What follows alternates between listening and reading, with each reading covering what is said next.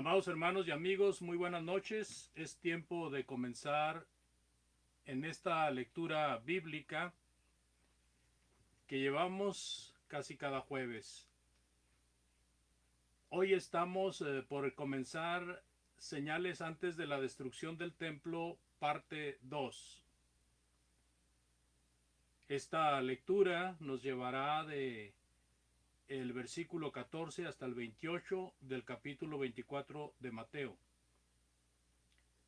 Como recordarán ustedes, estuvimos viendo señales antes de la destrucción del templo, parte 1, versículos del 1 al 13,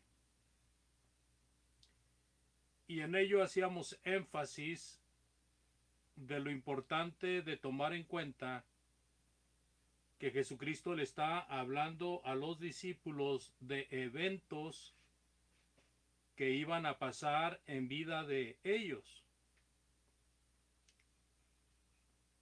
Y todo esto viene a razón de que los discípulos le muestran a Jesucristo el templo y le muestran la belleza del templo. Y Jesucristo les dice, ustedes ven todo esto, de cierto les digo que no quedará piedra sobre piedra que no sea destruido.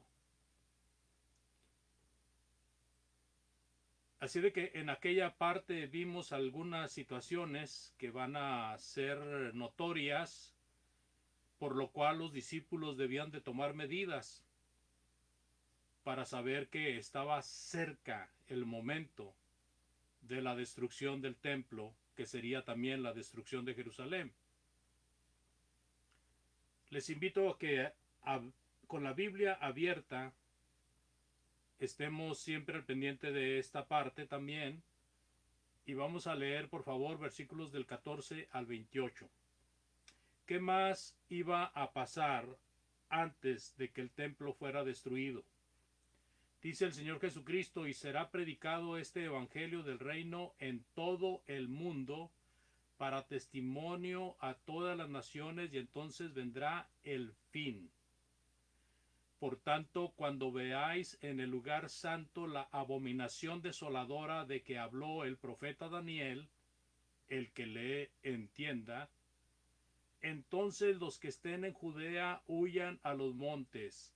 El que esté en la azotea no descienda para tomar algo de su casa, y el que esté en el campo no vuelva atrás para tomar su capa. Mas ay de las que estén encintas y de las que críen en aquellos días. Orad pues que vuestra huida no sea en invierno, ni en día de reposo, porque habrá entonces gran tribulación, cual no la ha habido desde el principio del mundo hasta ahora, ni la habrá. Y si aquellos días no fuesen acortados, nadie sería salvo. Mas por causa de los escogidos, aquellos días serán acortados. Entonces, si alguno os dijere, mirad, aquí está el Cristo, o mirad, allá está, no le creas, porque se levantarán falsos cristos y falsos profetas, y harán grandes señales y prodigios de tal manera que engañarán, si fuere posible, aún a los escogidos. Ya os lo he dicho antes. Así que, si os dijeren, mirad, está en el desierto, no salgáis, o mirad, está en los aposentos, no lo creáis. Porque como el relámpago que sale del oriente y se muestra hasta el occidente, así será también la venida del Hijo del Hombre. Porque donde quiera que estuviese el cuerpo muerto, allí se juntarán las águilas. Bueno, todos estos versículos son fascinantes. Este capítulo 24 de Mateo, al igual que los propios de Marcos y de Lucas, pues se le llama capítulo apocalíptico, porque tiene semblanzas y tiene revelaciones que no son fáciles de entender, tiene mucho simbolismo. Así de que vamos a ver el paso a paso. les invito a que veamos el paso a paso y de esa manera poder entender un poco más de cada lectura, de cada versículo. Mateo 24:14 dice, y será predicado este evangelio del reino en todo el mundo para testimonio a todas las naciones, y entonces vendrá el fin. Note por favor este versículo 14, de Mateo, ha sido muy distorsionado porque el 90%, si no es que el 100% de los amigos religiosos siempre están apuntando a que este versículo 14 se refiere al fin del mundo. Y el contexto rige. Como veíamos en la parte pasada, en esta parte también vamos a ver, así de que el contexto y lo que es antes del texto y lo que está después del texto nos ayuda a comprender de que no se refiere al fin del mundo en este versículo. Y entonces viene la pregunta, usted está diciendo, hermano, que ya ha sido predicado el evangelio a todo el mundo. Y entonces yo les contesto con todo respeto, claro. El Señor Jesucristo está hablando de que en el tiempo antes de la destrucción del templo, antes de la destrucción de Jerusalén, el evangelio sería predicado y luego vendría este suceso. Entonces nos tenemos que enfocar al tiempo del primer siglo y podemos ver claramente en algunos versículos de la Biblia que el evangelio ya había sido predicado en todo el mundo. Colosenses 1:5, por favor. Colosenses 1:5. Dice el apóstol Pablo, a causa de la esperanza que os está guardada en los cielos, de la cual ya habéis oído por la palabra verdadera del evangelio, que ha llegado hasta vosotros, así como a todo el mundo. ¿Se fija que había llegado a los colosenses y a todo el mundo? La palabra verdadera del evangelio. Será predicado este evangelio del reino en todo el mundo para testimonio a todas las naciones, y entonces vendrá el fin. Colosenses, amados, estaba cuando se escribe la carta a los colosenses, cuando Pablo está escribiendo esta carta, no estaba lejos la destrucción de Jerusalén. Estaba cerca, estaba más cerca que cuando el Señor Jesucristo habló en Mateo 24. O perdón, cuando nuestro Señor Jesucristo habló y que fue lo que registró Mateo 24. Así de que el apóstol Pablo nos está registrando y nos está dando a conocer de que el evangelio, un poco antes de que el templo de Jerusalén fuera destruido, el evangelio ya se predicaba en todo el mundo y estaba llevando fruto y estaba creciendo también en los colosenses desde el día que oyeron y conocieron la gracia de Dios en verdad. Así de que no solamente había sido predicado el evangelio a todo el mundo en tiempo de Pablo, en tiempo de los colosenses, sino que estaba creciendo, estaba llevando frutos, estaba extendiendo. Colosenses 1:23. El apóstol Pablo nuevamente hace mención de algo o hace alusión a eso que estamos diciendo. Colosenses 1:23 dice, si en verdad permanecéis fundados y firmes en la fe y sin moveros de la esperanza del evangelio que habéis oído, el evangelio que habéis oído, el cual se predica en toda la creación que está debajo del cielo, del cual yo, Pablo, fui hecho ministro. Y si usted leyera las cartas de Pedro, Pedro también hace referencia de que la palabra de Dios se había predicado bajo toda la creación. Y si usted lee Judas 3, se va a dar cuenta también de que está haciendo referencia del evangelio predicado. ya a todas las gentes. En Romanos capítulo 10, versículo 18, dice el apóstol Pablo también, pero digo, ¿no han oído? Antes bien, por toda la tierra ha salido la voz de ellos. ¿De quiénes? De los que son enviados a predicar el Evangelio, de aquellos que fueron enviados a predicar el Evangelio. El apóstol Pablo está hablando de que para poder conocer y creer en Cristo era necesario que se predicara el Evangelio. El apóstol Pablo está preguntando, ¿y cómo predicarán si no son enviados? El apóstol Pablo está diciendo así de que la fe viene por el oír la palabra de Dios. Y el versículo 18 dice, ¿no han oído? Es una pregunta retórica. Antes bien, por toda la tierra ha salido la voz de ellos. ¿Se fija? Así de que, amados, Mateo 24:14 tiene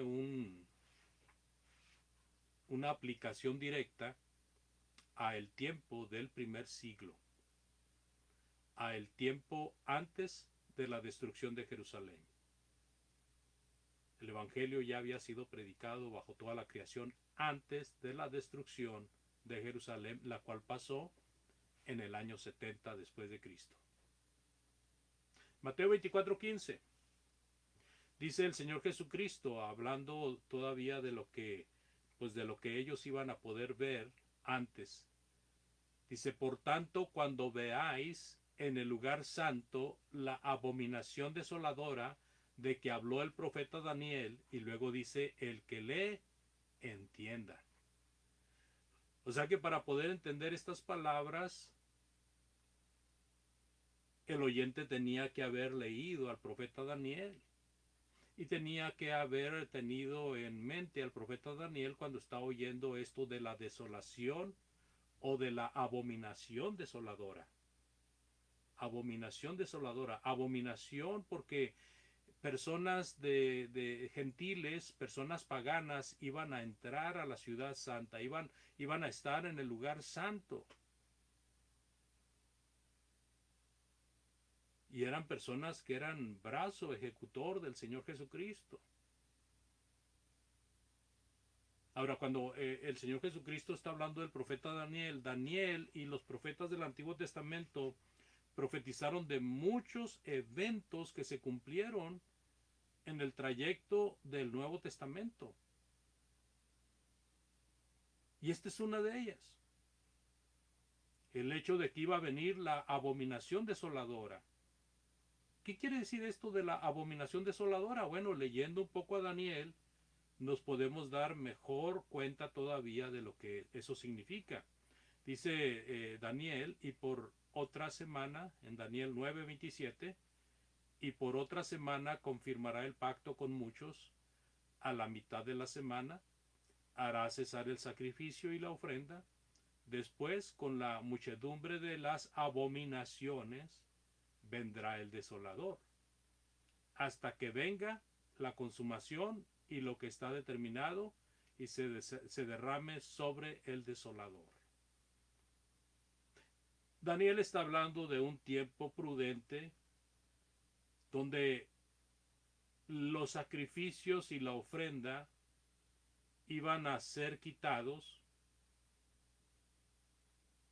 porque iba a venir la consumación de esta abominación desoladora. En Daniel capítulo 11, 31 y 32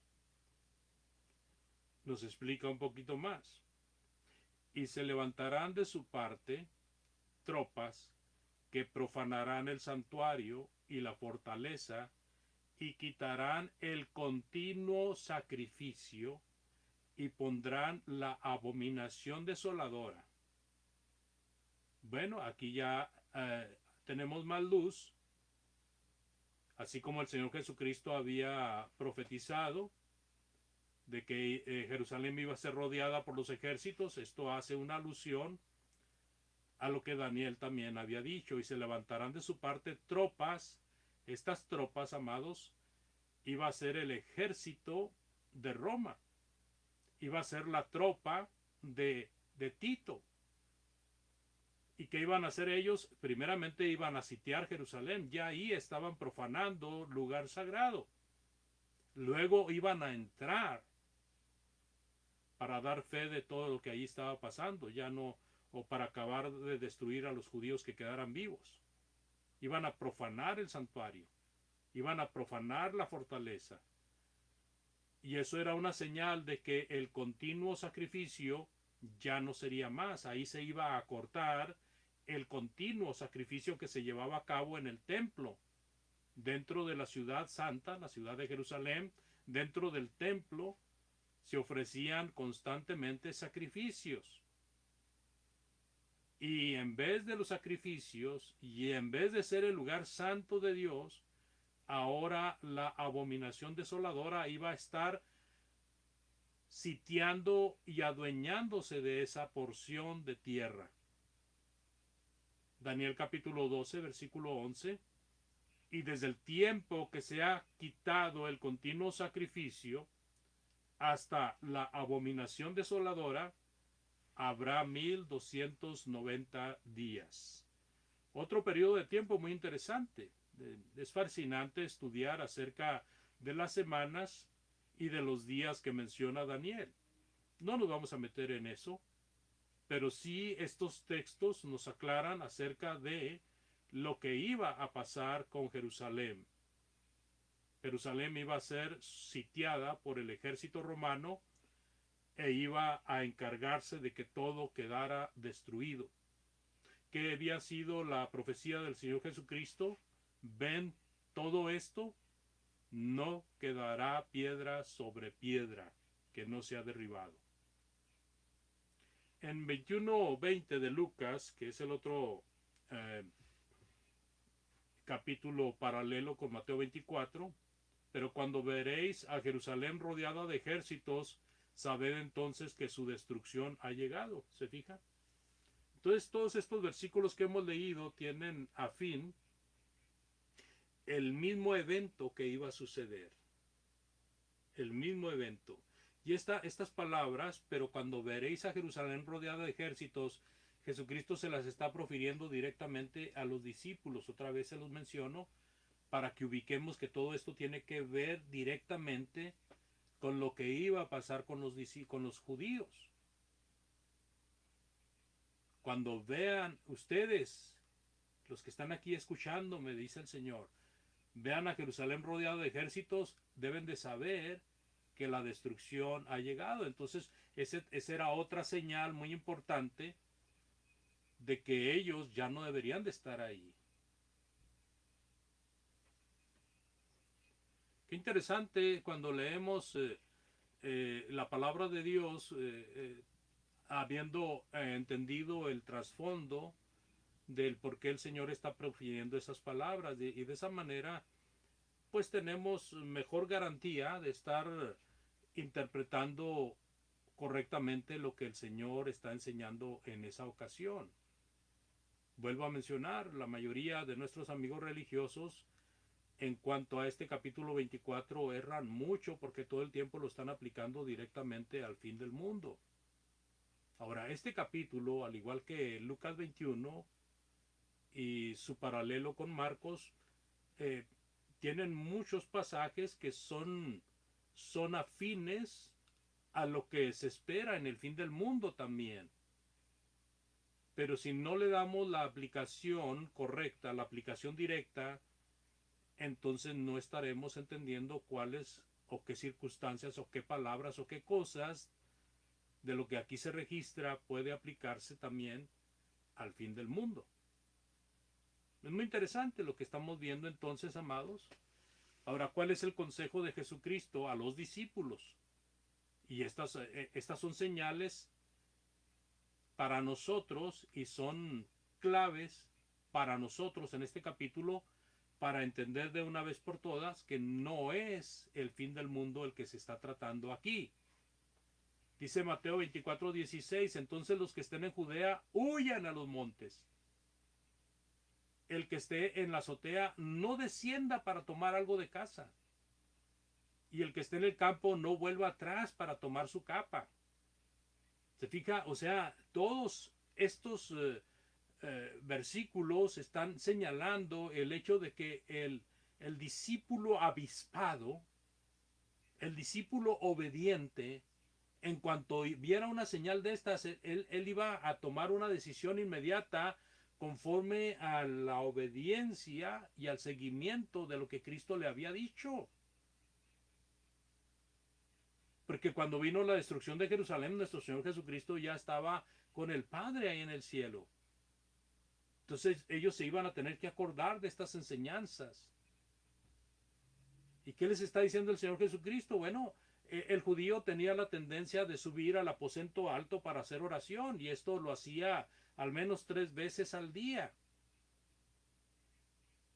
Puede ser que también subieran para otra situación a la azotea, pero al menos sé que para la oración lo hacían, subían al aposento alto donde esperaban tener más cercanía con el Todopoderoso. Los que vivían en la región de Judea eran personas que al oír de que Jerusalén estaba siendo sitiada tenían que huir a los montes. El que estuviera ahí en su casa, y si estaba arriba haciendo oración, tenía que saltar e irse hacia afuera de la ciudad. No debía de entrar a la casa, no era buena idea entrar a la casa porque en eso podía ser atrapado y ya no iba a poder salir.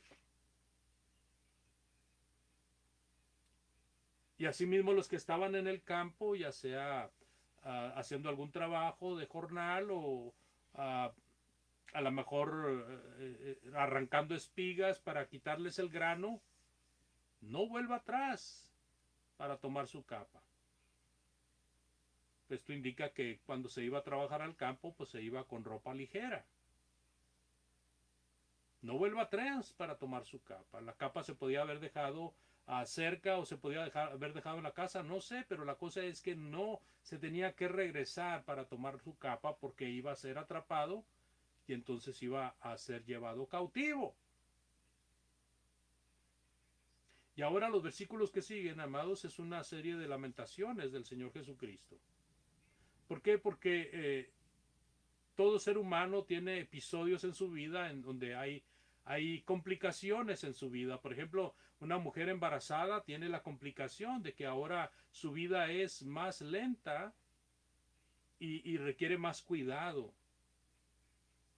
Y también, aparte de las molestias de dolores y todas estas cosas, de la deformación del cuerpo. Dice el Señor Jesucristo en 24:19, mas hay de las que estén encintas y de las que críen en aquellos días. Cuando dice mas hay de las que están encintas, pues se refiere a mujeres que estuvieran embarazadas, y de las que críen en aquellos días. Mujeres que iban, que si mujeres en ese tiempo estaban dando pecho a su cría, imagínense, era una cría de brazos. ¿Y qué tenían que hacer cuando vieran esta abominación desoladora viniendo sobre Jerusalén? Iban a tener que huir, iban a tener que correr. Y dice el 24:20, orad pues para que vuestra huida no sea en invierno. El invierno y huir hacia el campo abierto era muy, muy peligroso porque eran unos frillazos tremendos. Orad para que vuestra huida no sea en invierno. Y luego dice, ni en día de reposo. ¿Qué iba a pasar si llegara Tito con su tropa y sitiara Jerusalén un día de reposo? Iban a estar todos reunidos en el templo. Y entonces ya no iban a poder ir para ningún lado porque ya iba a estar sitiado todo ahí alrededor. Versículo 21, porque habrá entonces gran tribulación, cual no ha habido desde el principio del mundo hasta ahora ni la habrá. Fue una cosa terrible, amados, cuando esto vino encima de los judíos. Los judíos nunca habían tenido una tristeza, una tribulación tan grande como esa. Y posteriormente nunca la tuvieron, hasta la fecha.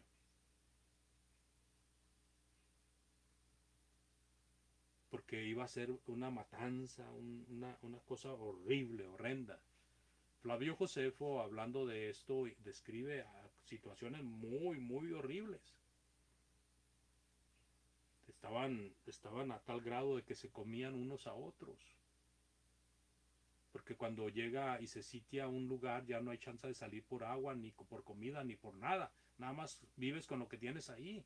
Y mientras te dejen vivir. Había una mujer que estaba cocinando algo allá en un rincón escondida y vinieron unos soldados y le dijeron, unos soldados judíos, porque hubo problemas de milicia ahí entre los mismos judíos, había una rencilla que tenía que ver con rebelión, una revolución allá adentro. Y aquella mujer estaba cocinando algo, les dio el olor a carne y fueron y le dijeron, danos esa carne que estás cocinando. Y cuando vieron lo que estaba cocinando aquella mujer, dijeron, ¿cómo es posible esto? Era un niño. Estaba cocinando un niño esta mujer. Estaba cocinando a su propio hijo. Y entonces ellos le dicen, ¿cómo es posible que hagas esto? Y entonces ella dice, bueno, ¿para qué lo quería dejar vivir? ¿Para que fuera un matón como ustedes o para que fuera muerto o asesinado? Pues qué mejor que sirva para que yo viva un poco más. Así que dese una idea nada más de esto. También el Señor Jesucristo hace énfasis, porque esto ya lo había mencionado en la primera parte, sobre los engañadores que vendrían. Mateo 24-23 dice, entonces si alguno les dice, miren, aquí está el Cristo, o miren, allí está, no lo creas, no lo creas.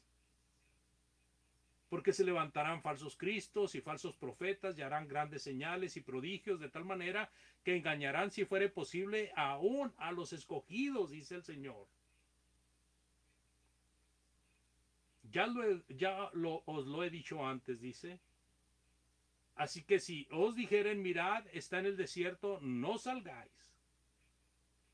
O mirad, está en los aposentos, no lo creáis. O sea, iba a ser algo muy atractivo, amados,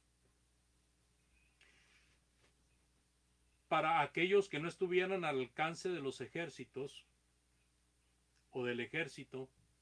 Iba a ser algo muy llamativo de que alguien dijera, acá está el Cristo, vengan a verlo. Y personas que no habían creído en el Señor Jesucristo, que ahora se dejaran engañar por un falso Cristo, por idea de engañadores, obra del diablo, obra de Satanás. Y entonces si algún incauto caía en esa trampa, pues otra vez iba a ver eso y quedaba preso. No porque los militares estuvieran haciéndose pasar por Cristo, sino mismos judíos. Falsos cristos, falsos profetas, harán grandes señales y prodigios de tal manera que engañarán, si fuere posible, aún a los escogidos. Qué triste es esta situación. Y entonces, ya casi acabando de explicar esta porción de la lectura, amados, e inmediatamente daremos unas breves aplicaciones. En el versículo 27 dice la palabra de Dios, porque como el relámpago que sale del oriente y se muestra hasta el occidente, así también la venida del Hijo del Hombre. Bueno, el sol sale del este y se mete al oeste, de tal manera que ilumina y es visto por todo el mundo. Asimismo, un relámpago,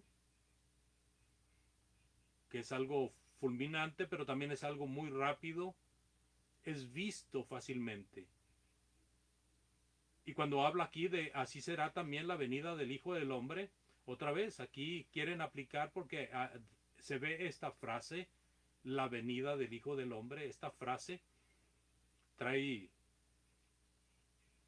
confusos a muchos porque no quieren entender que Jesucristo ahí está hablando de la destrucción de Jerusalén. Entonces ponen que esta frase es exclusiva de la venida segunda vez de Cristo, o sea, de la segunda venida de Cristo en tiempo del juicio final.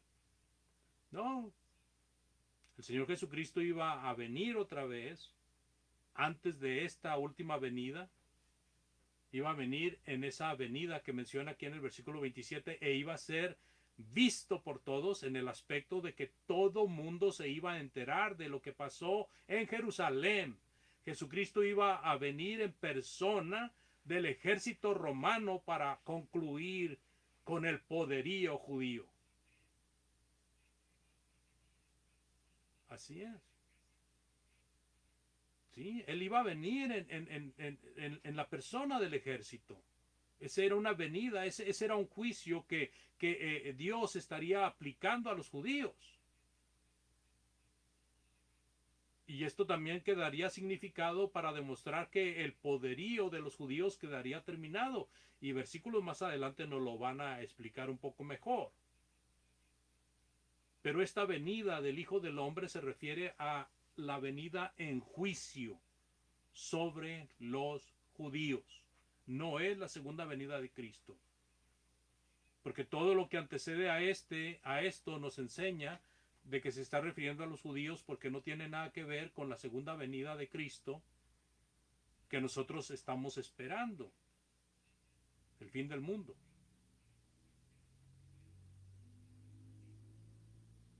Así como se pronostica esta venida en juicio sobre los judíos, asimismo ha pasado en otras situaciones.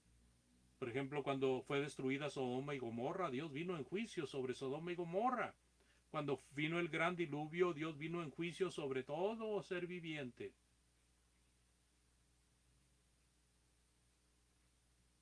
Versículo 28. Porque donde quiera que estuviera el cuerpo muerto, ahí se juntarán las águilas. Bueno, este versículo tiene relevancia porque es un dicho, es un proverbio conocido en ese tiempo. Y cuando se menciona aquí el cuerpo muerto, se refiere a la mortandad que pasaría en pocos años, de tal manera que todos los judíos que estuvieran allí, pues no iba a quedar vivo alguno. Y es una figura a la destrucción del poderío de los judíos. Se mencionan las águilas, en este caso cuando el águila se relaciona con cuerpos muertos, pues son los buitres, los opilotes, que son de la familia de las águilas. Sabemos que estos gustan de la carne muerta y aún la putrefacta. Además, es más atractiva la putrefacta. Cuando un cuerpo está en descomposición, fácilmente es olfateado por estos animales. Esto es algo que es fácil de comprender, donde hubo desobediencia, donde se quebró la ley de Dios, donde se violó la ley de Dios. Allí estaba la maldición de Dios sobre esta gente que no hizo caso.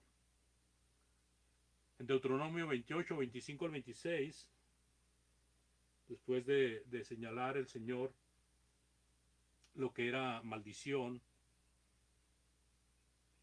personas que desobedecieran su ley, que hicieran cosas que Dios decía que no hicieran, o que dejaran de hacer cosas que Dios decía que hicieran. Dice en Deuteronomio 28, 25, 26, dice: Jehová te entregará derrotado delante de tus enemigos, por un camino saldrás contra ellos, y por 7 caminos huirá delante de ellos, y serás vejado por todos los reinos de la tierra. Está pronosticando cómo iba a ser dominado y vencido por los reinos, por los imperios, por desobedecer a Dios. El versículo 26 dice: y tus cadáveres servirán de comida toda ave del cielo y fiera de la tierra, y no habrá quien las espante. Así que pudiéramos decir que lo que está el Señor Jesucristo profiriendo es el resultado de la maldición, de ser desobedientes a Dios.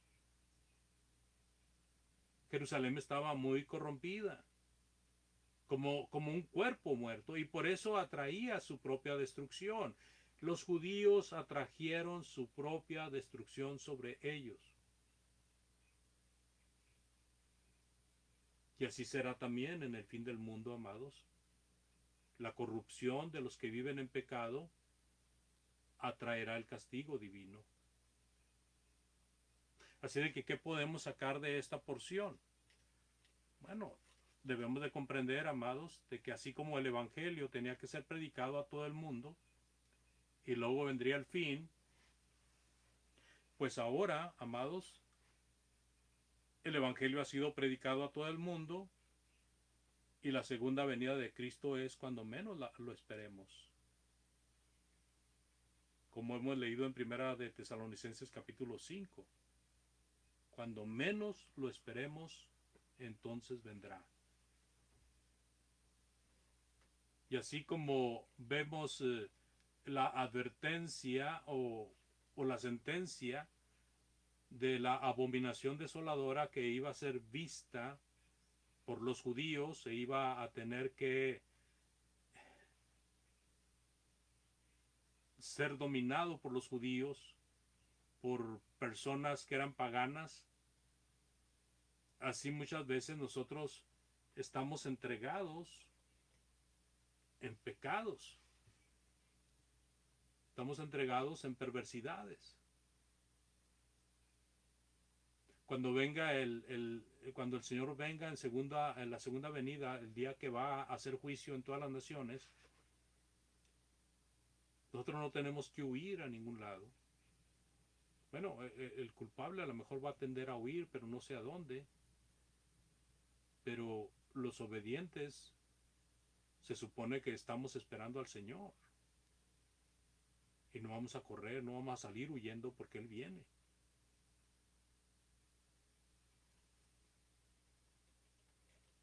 Cuando dice en el versículo 22, y si aquellos días no fuesen acortados, nadie sería salvo, indica que en el tiempo de la destrucción de Jerusalén iba a ser algo rápido,